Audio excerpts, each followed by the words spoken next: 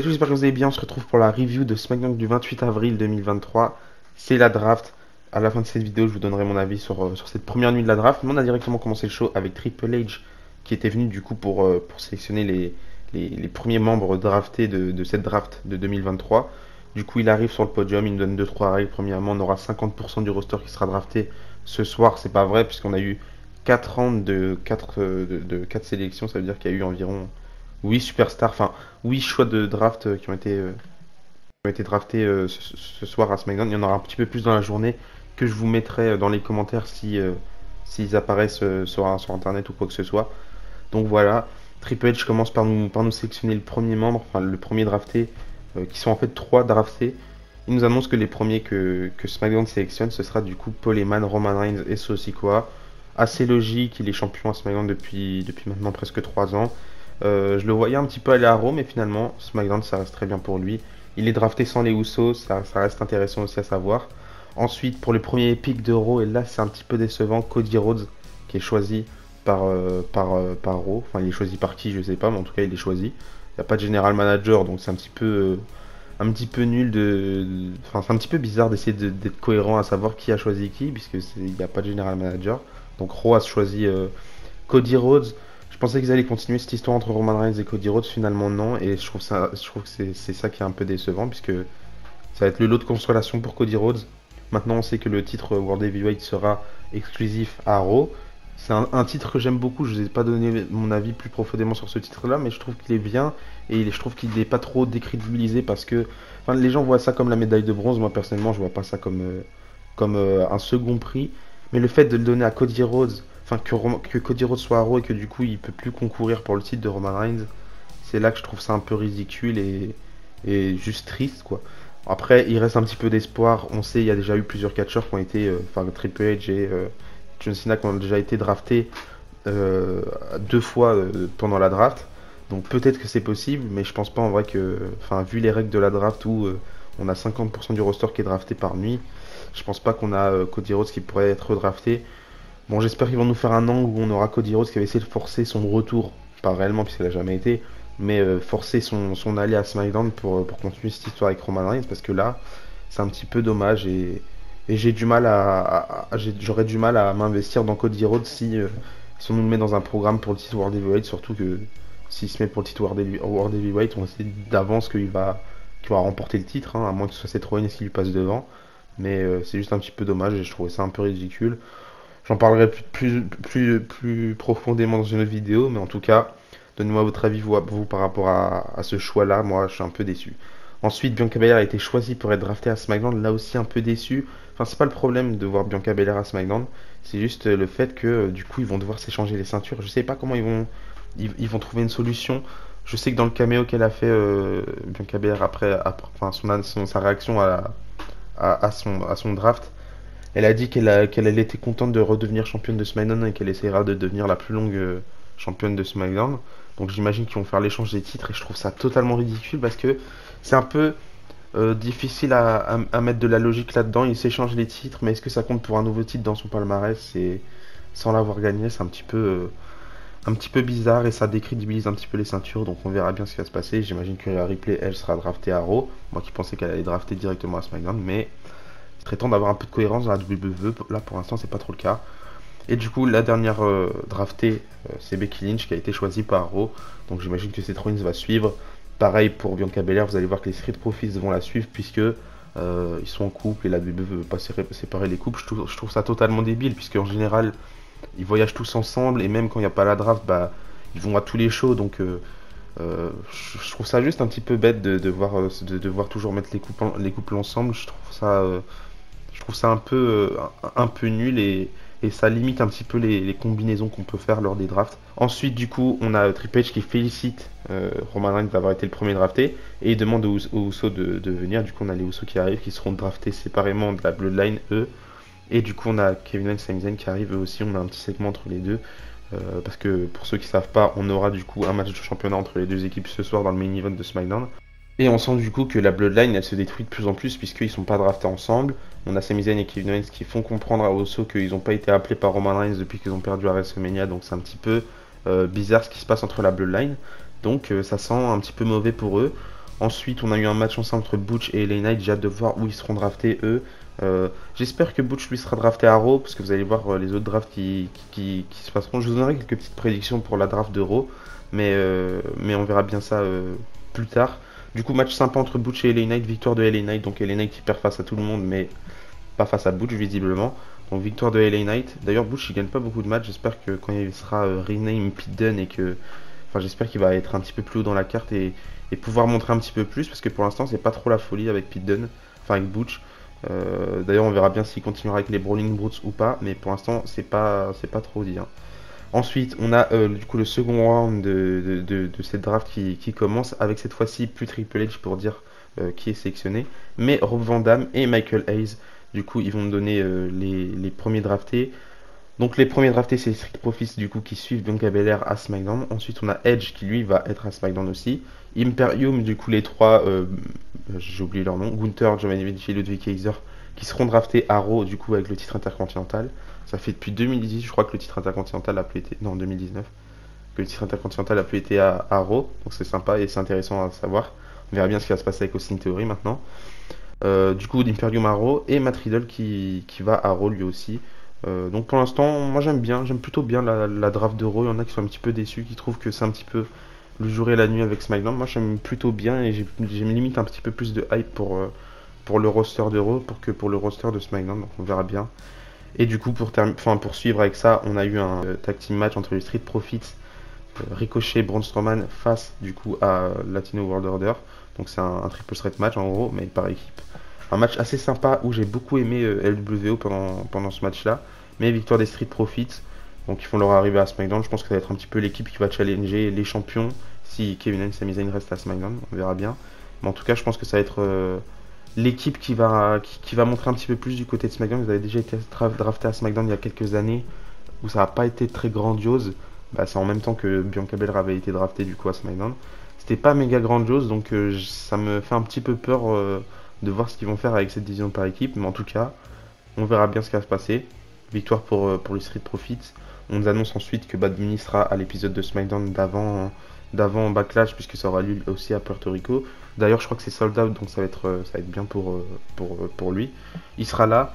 Ensuite, on part pour le troisième round avec JBL cette fois-ci et Teddy Long. Ça avait été annoncé sur les réseaux sociaux. Enfin, il y avait des rumeurs comme quoi Teddy Long serait là. Il y en a beaucoup qui ont fait des plans sur la comète directement à se dire que c'est bon, on a le nouveau général manager. Finalement, il fallait s'en douter. On n'aura pas de général manager pour cette draft-là. Et pour cette année, je pense pas qu'on aura de général manager de sitôt. C'est un petit peu dommage. Moi, j'aurais bien aimé avoir une figure d'autorité à la WWE. Enfin, plusieurs figures d'autorité. Parce que Adam Pearce, je pense que ça fait pas trop le taf. J'aime beaucoup Adam Pearce, mais il a vraiment pas de charisme pour ce rôle-là. Mais on verra bien. Et du coup, les draftés, on a Bobby Lashley qui ira du côté de SmackDown avec The aussi, du coup, les 4. Même si Mia Yim, je sais pas trop qu'est-ce qu'elle fout là. Donc AJ Styles, Luke Gallows, Karl Anderson et Mia Yim sont draftés aussi à SmackDown en même temps que Bobby Lashley. Et du coup, Drew McIntyre, lui, sera drafté à Raw. Et le Miz aussi également sera drafté à Raw. Là, pareil, content de revoir AJ Styles à SmackDown. Ensuite, on a eu un match entre Zelina Vega et Sonya Deville. Un match pas très rapide, mais victoire de Zelina Vega. Et encore heureux, hein, il lui faut un petit peu de momentum avant d'affronter du coup Rhea Ripley à Backlash. On verra bien qui en sortira vainqueur, même si j'ai déjà ma petite idée. Et après le match, du coup, on a Rhea Ripley qui vient l'attaquer par derrière. Et du coup, voilà. Ensuite, en backstage, on aura Rey Mysterio et Santos Escobar qui vont se féliciter Zelina Vega. Et ensuite, du coup, on aura le retour des J-Styles avec The aussi. Enfin, on peut dire que c'est le retour des 4, hein, parce qu'on les voit pas souvent. Mia Yim, on la voit un petit peu plus souvent. Mais le retour de l'équipe qui font leur entrée, juste au moment où ils arrivent dans le ring, ils sont interrompus par les Viking Raiders. Là, je me suis dit, oh là là, ça va commencer une feud un petit peu pourrie. Une petite faction de 3 membres face à The aussi. C'est un petit peu nul. Ensuite, AJ Styles, il a dit qu'ils sont 3, on est 4. Du coup, il s'est mis un petit peu sur le côté. Il s'est mis sur le turnbuckle. Il a dit à son équipe d'aller les attaquer. Ça s'est fait très rapidement. Mia Yim, elle a fait vite le travail avec Valhalla. Ça, c'est assez rassurant en vrai. Et The aussi qui ont fait leur Magic Killer sur les Viking Raiders. Un petit peu dommage parce qu'il y a une époque où les Viking Raiders c'était vraiment une très bonne équipe. Là, c'est plutôt une équipe de jobbers et c'est un petit peu dommage pour eux. Mais c'est un petit peu le retour de flamme, hein, quand on te donne une gimmick un petit peu trop poussée, qui est un peu ridicule. Ça va directement te retomber dessus et c'est un peu dommage pour eux parce que ça reste une très très bonne équipe, War Machine. Enfin bref, après ça, AJ Styles, ils vont tous partir du ring. Enfin, ils vont d'abord prendre le micro pour dire qu'ils sont de retour à SmackDown, qu'ils font que The aussi fait que commencer. Enfin bref, et au moment où ils partent, AJ Styles reste sur le bord du ring. Il remonte bien sa coudière et il va faire un Phenomenal Forearm sur Ivar, il me semble. Donc voilà. Je trouve que c'était un bon début pour l'équipe à SmackDown, mais un bon retour pour AJ Styles, en espérant qu'il soit vite remis sur pied.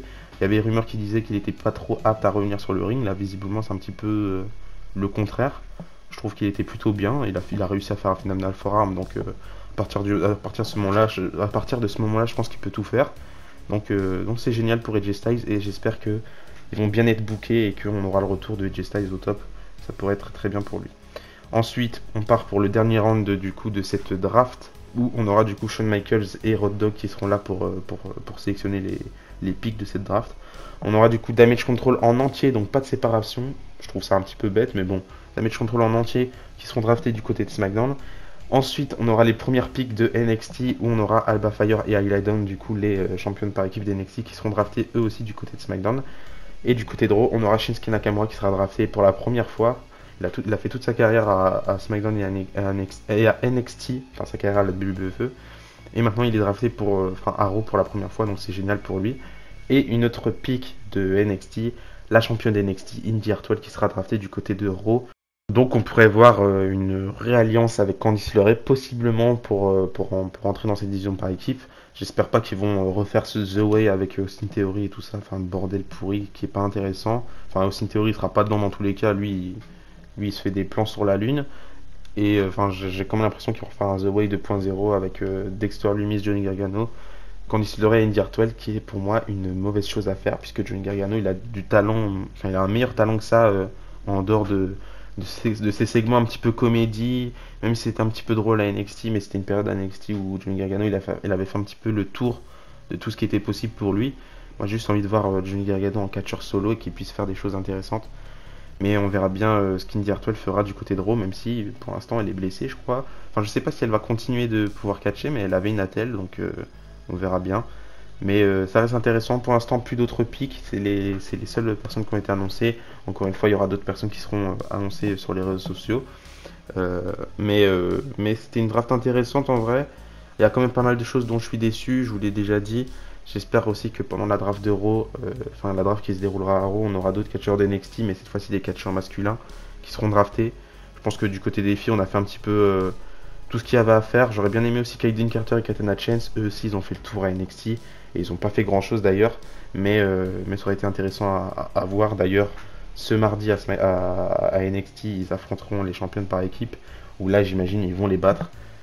Mais du coup, voilà. D'ailleurs, aussi, on a eu par rapport à Shinsuke Nakamura qui s'est fait drafter à Raw, on a eu un segment backstage où on a Kayla Braxton qui va demander à Shinsuke Nakamura qu'est-ce qu'il en pense, mais il va se faire attaquer par Karrion Kross.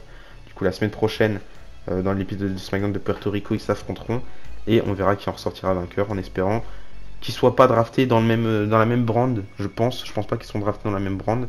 Et c'est un petit peu dommage en vrai d'avoir commencé cette feud pour la terminer si rapidement. Surtout qu'il n'y a pas eu tant de construction que ça.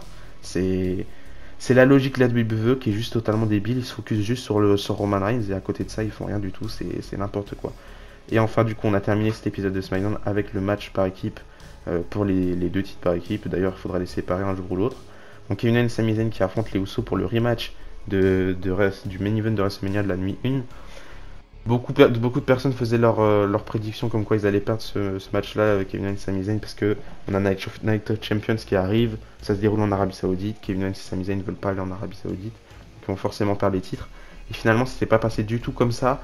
On a à un moment donné pendant ce match-là où du coup les Usos sont attaqués à Kevin Owens tout seul, ils sont attaqués à son genou, je crois, ils ont enlevé sa genouillère. Pendant le match, c'est aussi quoi, il a reçu des instructions, du coup il arrive pour aller attaquer Kevin Owens, Sami Zayn, mais il va croiser du coup sur la rampe Matt Riddle qui vont aller s'attaquer du coup jusqu'en coulisses, enfin bref. Matt Riddle il est là pour Kevin Owens, Sami Zayn, mais inversement, c'est pas trop la même chose. Et du coup, on va terminer par Kevin Owens, Sami Zayn. Kevin Owens qui va faire un stunner, ensuite il va faire le tag, Sami Zayn va faire son elbow kick. Et ils vont du coup rester champions par équipe, c'est rassurant, c'est le bon choix à faire. Je pense que si on avait terminé sur une victoire des Usos, à la fin de ce match-là, j'aurais été, enfin à la fin de ce SmackDown-là, j'aurais été très très déçu.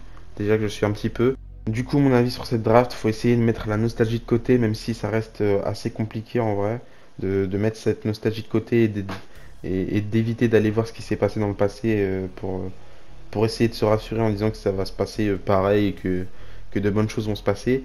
Faut éviter de faire ça parce qu'à chaque fois on est très déçu, donc oui, ce sera pas les mêmes drafts que dans le passé.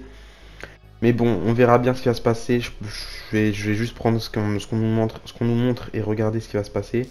Pas mal de déceptions par rapport à certains choix, pas mal de déceptions par rapport à certains trucs que la WWE met en place et j'essaye de comprendre, mais c'est difficile à comprendre. Je sais pas si vous aussi vous avez la même sensation que moi, mais moi j'ai vraiment l'impression que la WWE mise tout sur Roman Reigns à chaque fois et qu'à côté de ça, ils font pas grand chose. Il y a pas mal de choses qui me rassurent quand je vois que Gunther est drafté du côté de Raw et qu'ils vont essayer de faire quelque chose avec lui, j'espère. Mais ouais, c'est assez difficile à voir. Hier, j'ai rematé le premier show de Raw d'après la draft de 2016 et c'est difficile d'être enthousiaste par rapport à ce qui se passe actuellement quand tu vois des shows d'avant qui étaient vraiment bien. Pour ceux qui se rappellent pas, c'est le show où Finn Balor il fait son premier sa première arrivée à Raw. On a les deux Fatal 4-Way. Ceux qui remportent les Fatal 4-Way s'affrontent dans le main event pour aller affronter Seth Rollins à SummerSlam.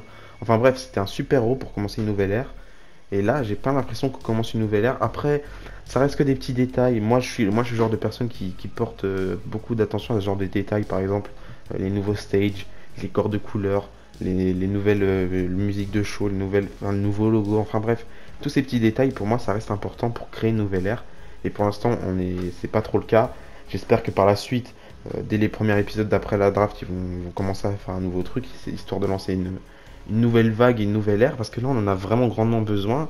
Et je vais pas vous mentir, pour moi, ce qui freine réellement cette nouvelle ère que la WWE essaie de construire, c'est vraiment le fait que Roman Reigns soit encore champion. C'est ce qui brise tout complètement. J'avais beaucoup d'optimisme, on va dire, par rapport à la WWE quand ils ont annoncé le nouveau titre, etc., quand ils ont annoncé la draft, etc. Mais quand je vois que on n'a pas d'indication sur ce que Roman Reigns va faire avec ses titres, on n'est pas assez impliqué, quoi. On n'a pas assez d'infos et c'est juste difficile à rentrer dans les projets quand la WWE ne veut pas nous donner ce qu'on a à savoir. C'est juste un peu frustrant et j'espère que tout ça va être réglé par la suite, malheureusement. Mais j'ai bien peur on mette beaucoup de temps à revivre les belles années qu'on a pu vivre à la WWE. Et je parle pas uniquement de 2016. C'est vrai que 2016, c'est une année que je porte énormément dans mon cœur, puisque c'est le prime de ma passion, clairement. Je suis pas très très vieux, donc c'est le pic un petit peu de l'époque où je regardais le catch. J'avais environ 12-13 ans à cette époque-là, donc j'étais au maximum de mon fan de catch, donc j'appréciais vraiment tout ce qui se passait. Et même avec du recul, même si à l'époque on critiquait beaucoup, avec du recul, tout ce qui se passait, c'était vraiment génial. Mais bon, encore une fois, on verra bien. Il y a encore tellement de choses que j'espère que la WWE va mettre en place, comme les pay-per-view exclusifs. Je sais que ça en parle beaucoup en interne et qui essayent de réfléchir par rapport à ça. Mais pour moi, il faut quand même activer les choses et faire les choses assez rapidement et pas mettre toujours 100 ans à créer des choses. J'ai encore entendu parler de cette rumeur qui disait qu'il pouvait en faire un Cody Rhodes contre Roman Reigns retour dans le main event de WrestleMania 40. Enfin bref, faut faire les choses rapidement, on n'a pas 30 000 années devant nous et même pour les fans c'est frustrant quand tu vois des choses qui mettent 100 ans à se mettre en place. C'est vrai qu'on aime tous le long term storytelling, mais quand ça met trop de temps à se mettre en place, c'est juste un peu relou. Enfin bref, donnez-moi votre avis par rapport à cette draft dans les commentaires. Si vous êtes optimiste, si vous êtes pessimiste, s'il y a des choses qui vont vous déçu, etc. Et d'ici là, je vous dis à la prochaine et n'oubliez pas, tant que le catch est l'espoir. Bisous bisous.